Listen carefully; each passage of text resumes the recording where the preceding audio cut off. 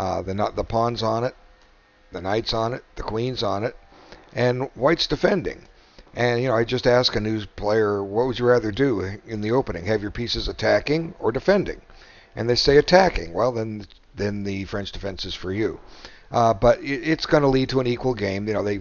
Theories worked out that with proper play, no side gets an advantage, yet we win and lose games of chess. That's because of how we handle the middle game. Now,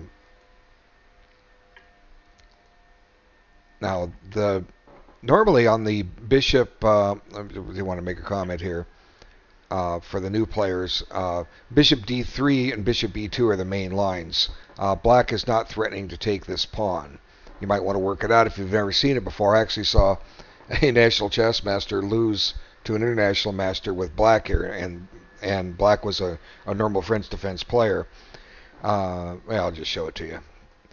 If black tries to win a pawn, he runs into a big whoops. And here comes the whoops. Black's won his pawn, but gets to lose his queen. So, reverting. Oop. Here's the revert button. Okay. So normally what black plays is bishop d7, and that stops the check on b5. And then white's committed to giving up this pawn on d4, and the theory of that is beyond the scope of what I can show in this video. If you're a French defense player, you'll need to look at it, because white is supposed to have compensation for the pawn he gives up, meaning active game. Now, you get a pawn, but white gets an active game. I guess objectively you'd like to prove that you can hold your own, coordinate your forces, and eventually neutralize white's active game and convert your pawn plus in the ending. That's one of the things about the French defense. Okay. But black plays knight ge7, and I'm not really familiar with these lines. Knight g6. Now, a lot of times that knight will go to f5, and if white ever rips it off the board with bishop takes f5, this actually clears another square for what we call the French bishop. It's called the French bishop because it's the French defense, and it's the bishop that black has a problem with getting it activated. And this is going to be a big part of this game, as we will see. But knight g6, I don't know if it's theory or what the right move, but in principle, to me, it seems like the wrong square. But white makes it the right square here. Real quick, because what white does is white captures on c5. Now, as a general rule, I don't know how much of this is theory, but as a general rule, this is the kind of move you don't want to make. And you might ask, well, why? Why don't you want to make a move like that? Well, first off, it develops a black piece, okay? You're making a move which tells black to develop a piece, okay? Now, knight ge7 was played. One reason it was played was to clear a diagonal for this bishop, okay? Black wants to bring the bishop to e7, okay? So he can get castled, correct? All right. Why not, if that's black's intent, why not make black spend a tempo first? Okay. Now, how do we do that? Well, you could say bishop e3, but that's a problem. b2 hangs. So what if white just puts his queen on c2? Now, I don't know about the lines of where you lose this pawn, but I'm trying to illustrate a point here. I'm spending a move for white to make it black's move, and I'm trying to make a developing move. Okay, let's try, for the fun of it, let's try knight a3, and just want to illustrate the point. Now, suppose black plays bishop e7. Now, if you want to take, this is a perfectly good time to do it, because black has spent a tempo. He's lost a move. He's taken 2 moves to get to c5. Now, that's, if white really wants to take on c5, this is the way to do it. Make black spend a tempo, okay? But I don't think it's the right choice because it weakens e5, and white's going to lose this pawn in just a few moves. Maybe this is a line where white has to give that pawn up. As I mentioned, one thing about the bishop d3 line is white ends up losing his pawn on d4. So maybe he's now going to have to give up a pawn and try to get some active play for it. But that's one of the things, again, about the bishop d3 line. White must be prepared to give up a pawn. So anyway, moving forward, and we'll see what I consider to be the fatal error here in a little bit. Now White's advanced his b pawn so he can develop his bishop and taking the pressure off b2. But Black's crawling all over e5. That pawn is going to be gone. So White just develops, takes a little space, advances his pawns. Now there goes his pawn. And White decides to try to preserve the bishop, relying on a pin. And Black blocks. And White want to play knight b5, so Black prevents that. Now let's stop just for a moment. We've played 14 moves, and it seems like both sides are taking their time. Black has lost 9 minutes on his clock, meaning he's gotten, let's see, about 10 minutes, a little over 10 minutes back on the increment. So Black spent about 20 minutes, and White has spent more like about 15 minutes. So to some degree, they're playing a little quick, but when you only start with 45 minutes, it's not a whole lot of time. But the first 6-7 moves have been kind of routine book moves. But now it's time to start taking your time. And Black's going to do that a little more than White. Here, we'll see what happens. Okay, White protects his pawn on C1. And now White's able to trade off Black's good bishop, but he's down a pawn. And I think it's safe to say right here, White's opening has failed. All White's done is White's managed to lose a pawn, and he's got a little bit of open room. He's got a couple central files to stick his rooks on, but Black's pawn structure is very safe and solid. I think Black castles here. No, not yet. Okay. White grabs a little more territory. And it's at this point here that I believe White makes the fatal error. Okay? And let's take a look at the clock now. Notice how all of a sudden Black's time has gone way down. So Black's taken his time on just these few moves. And what White does is, like I say, he commits a fatal error, and it kind of goes back to what I was saying earlier when White took on c5. I was saying don't make moves that develop your opponent's pieces. Well, you can expand that to say don't make moves that improve the position of your opponent's pieces. Now, objectively, let's see what Black can do here. And if you're trying to defend against your opponent's position, let's talk about for a moment what can Black do here. Well, he can put a rook on the c file, double up and pressure c3. Well, White's got that covered. Okay. Black could maybe eventually force a b6 move and try to open up some more lines on the queen side, trade off some rooks, and play for an endgame. Try to get the queens off the board, play for an ending. Black could try to expand in the center, maybe f6, but that weakens e6. But if he can get e5 in safely, that weakens d5. Then maybe his bishop gets some mobility. But really, Black doesn't have a whole lot of options in this position. And White, on the other hand, because even though he's down a pawn, he does have some compensation for the pawn. He's got a queen that can maneuver along the third rank pretty easily, and even the fourth rank belongs to White. White could do one of these rook lifts, bring the rook up, try to swing the rook over and threaten a mate. Maybe, if he's lucky, try to advance his kingside pawns towards the enemy king. But let me just back up one move so I can get rid of these arrows. But what White does is White looks at this and says, I'm down a pawn, and I can win it back right now. And if you watch the clock, he only spends a minute on this move. And his clock went down 16 seconds, meaning he took a minute and 1 second on it. Now, it does win the pawn back, but what this does is this just completely gives Black a free and easy game that he didn't have. the whole position is going to change dynamically from White's perspective. Now I'll show how, I mean from Black's perspective. Black's going to get this terrific attack now. And I was talking earlier about the French bishop. It seems to be the decisive factor because it's going to spring to life. Now look, you're giving that bishop a diagonal it did not have. It's going to get on the A8, H1 diagonal with tremendous pressure against the white king. And let's watch what happens. Now the queen's under attack. Now, you know, White's got this menacing stare down on H7, but what's he have to back it up? Also, aside from Black having this diagonal, Black also now has a new open file. So White has won his back his pawn, but given Black a lot of freedom. And Black immediately takes it.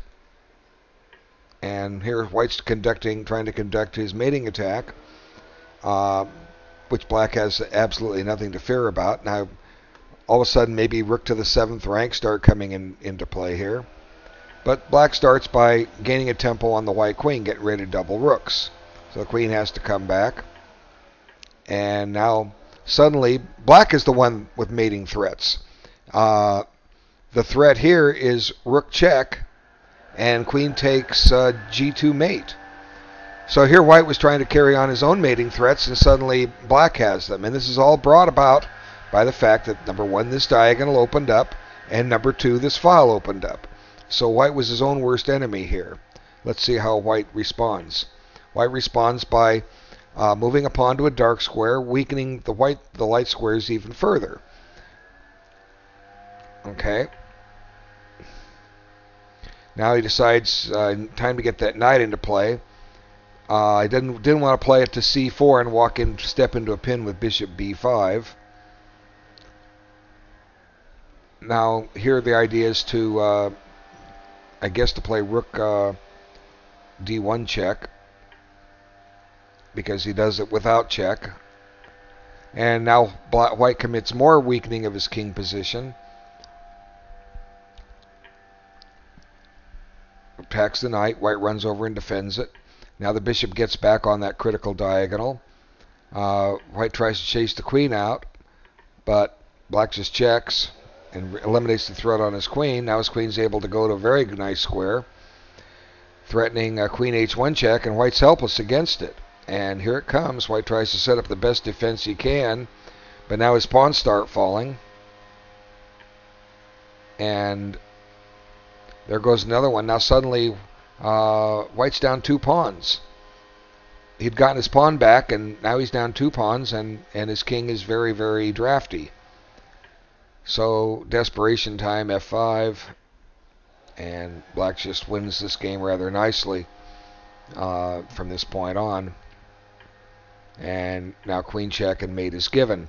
Now how could White have done better here? Well, you know, I'll show you. It's not that difficult of a concept. Kudos to Black for taking most of his time on the clock to figure this out.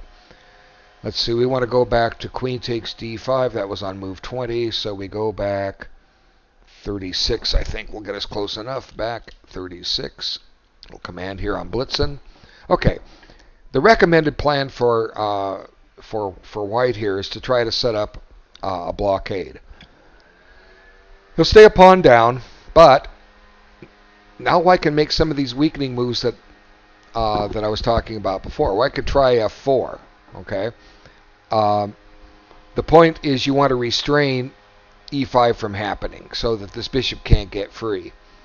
Now, an interesting move for Black to try in this position might be d4, a positional sacrifice. The idea being that Black can then get his bishop into play. And we could have a game similar to what we had. But White's plan here is wait. It's not where he played queen takes d5. We're going to get the rook to d1 first. I mean the rook to e1 first. Okay. Bishop d6. Yeah, here's the point for f4. Okay.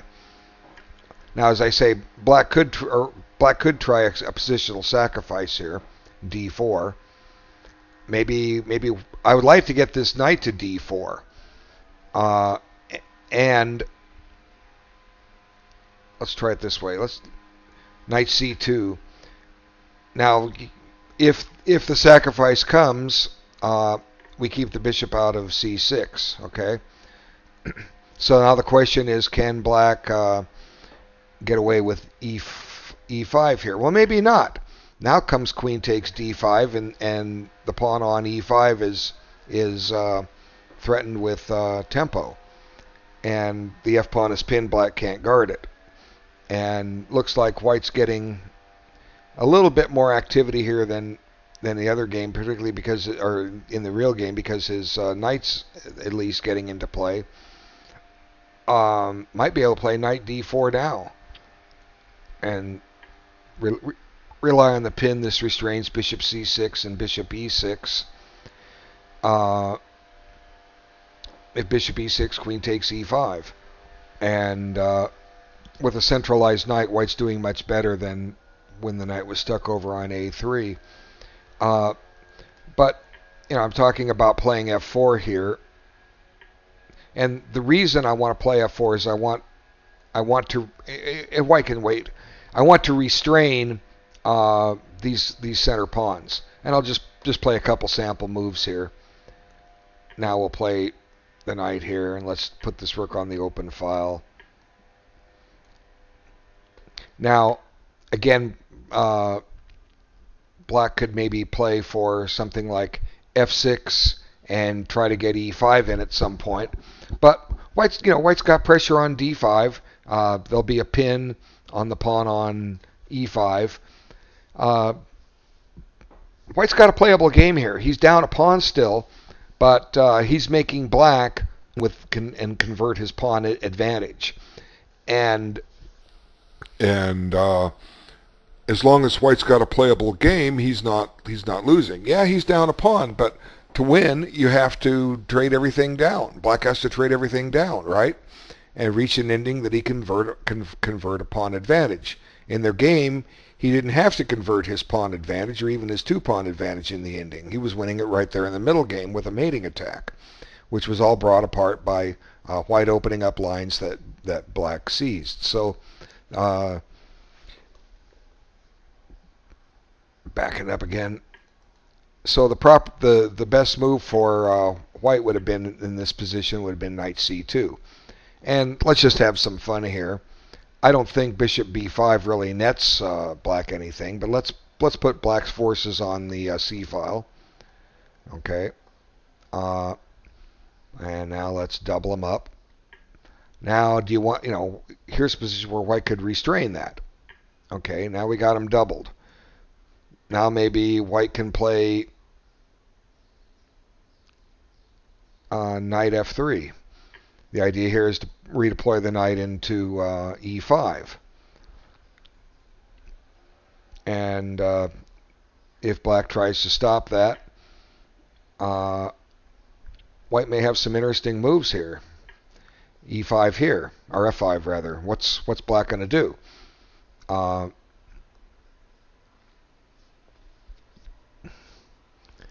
Put the rook here for the fun of it. Now we can, if we want to take this pawn, it might be playable, because when black gets on, black can't go on this diagonal, right? It's going to drop his rook. So, it seems to me like white. Who would you rather be here, white or black? Who would you rather be here, white or black? Well, you'd rather be black because you have an extra pawn. Okay. It's not the kind of position white wants to go for, where he's down a pawn trying to survive, trying not to lose the game. We'd rather be black here, but black has his work cut out for him, and if white plays this correctly, that's basically it.